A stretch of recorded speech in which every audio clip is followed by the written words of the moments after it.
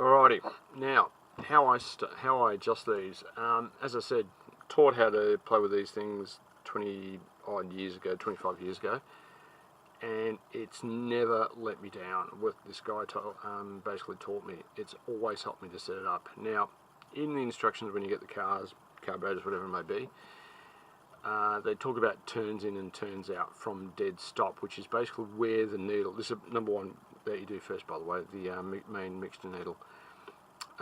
Instructions tell you 2.5 turns from dead stop. In other words, when the needle has actually bottomed out in its machine brass case. Okay, now I don't do that because sometimes when you screw it in too far, you'll actually mark the needle, and then it won't, theoretically it won't give you very good flow. You get a sort of ring mark around the base of the needle. How I do it, and this looks pretty archaic, and you can actually go blue in the face doing so, but you get yourself a piece of tubing, fuel tubing, wherever it may be, connect it to there, to your needle, and I go by ear. Hold the carburetor fully open, okay, blow through it, and what you do is you screw it down until you cannot blow anything more through that needle at all. I should just tilt this down so you can see what I'm going to do. Okay, I blow until you cannot get any air through that at all. With that open, if you can see there, the little opening, okay, that's fully open and that's fully closed. Okay, fully open, blow through it until you can't blow through it at all. Then I turn it out 2.5 turns, which is a base amount of turns to start with. You can be a little bit less and a little bit more, like 2 or 2 3/4 or 2 1/4, where it may be.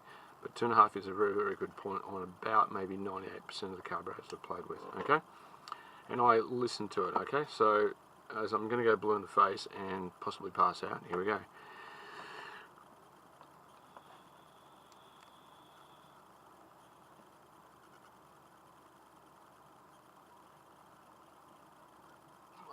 Right, now I can't blow through that anymore, but it hasn't bottomed out. That's what I mean. I never screw it down until it's bottomed out, because it's a false representation of where the bottom end of that needle is sitting. Okay, now from there,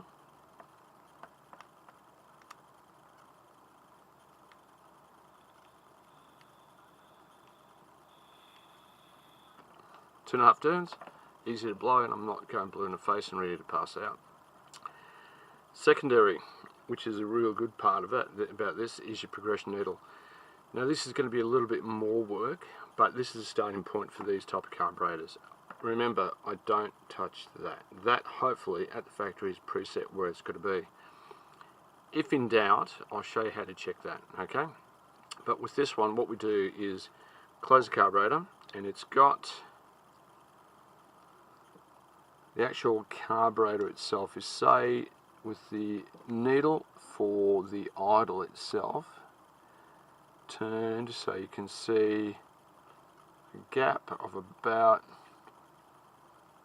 a millimetre gap inside there. So where the carburetor itself, inside there, it actually is not shut completely, but about a 1 millimetre gap of that barrel moving out. Okay, as I look like Mr. Professor with my glasses like this. Okay, from that point, at 2.5 turns, blow through.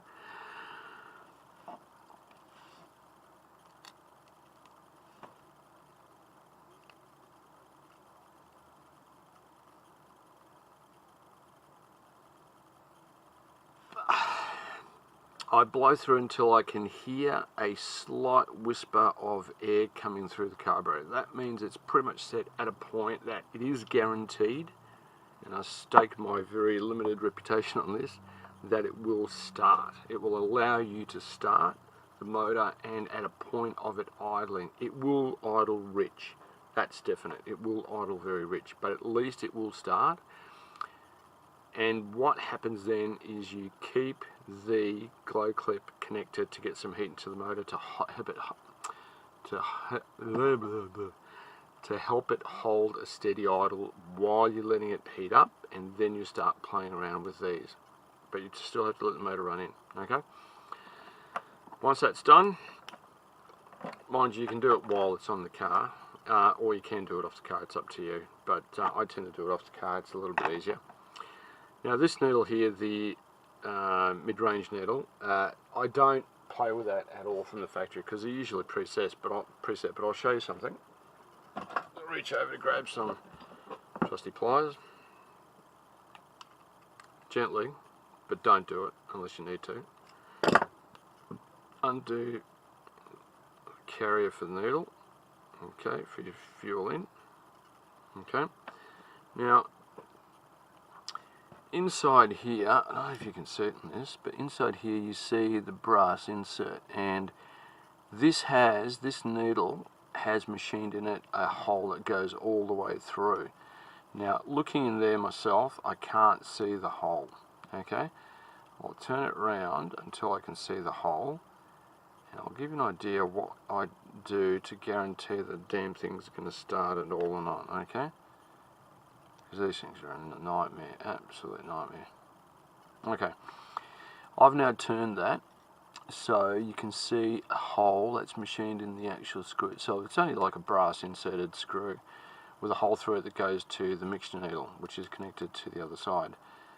I've turned that now so the hole goes literally straight through the carburetor. There's no stoppage of the fuel, it's going to have a clean path. At that point there, I leave it. I do not touch it. I do not play around with it anymore, but I'm just going to turn it around and make sure it's all sweet. Yeah. Normally what you find when you do these, that needle is supposed to be flush. At the moment it's not flush. It's a little bit proud. Normally you find out of the factory that is dead flush with the case end. So what I'll do on this one is screw it in until it is, and that point there is pretty good. Okay, hole is still there. That means it's got a clean run of fuel in from the main needle and straight into the carburetor. Okay, there's no interruption of fuel. That's going to work well. Interruption comes when this is screwed, and by the way you can't see it either, is actually screwed in. So that hole is here, is actually running that way, not that way. Okay, done. Leave it. Screw it all together. Okay, and that's going to be your starting point. Nothing special, nothing weird. Being brass, you only nip it up. You do not tighten it up to the point where you got your veins popping out of your neck. That's it. That's your starting point for your carburetor. Now, hopefully, when you put that on the car, hopefully meaning I have no reservations in saying it will get the engine started. Secondary is going to get the engine started. What you've got to do to have it started.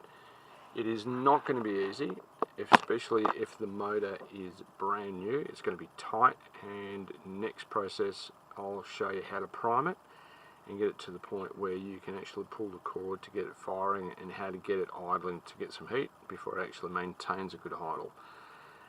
Number one, I'd say at this stage there might be a series of 5 of these as they come through. Thanks for your time. Hope that helps.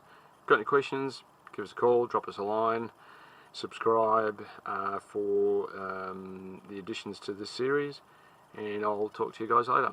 Take care.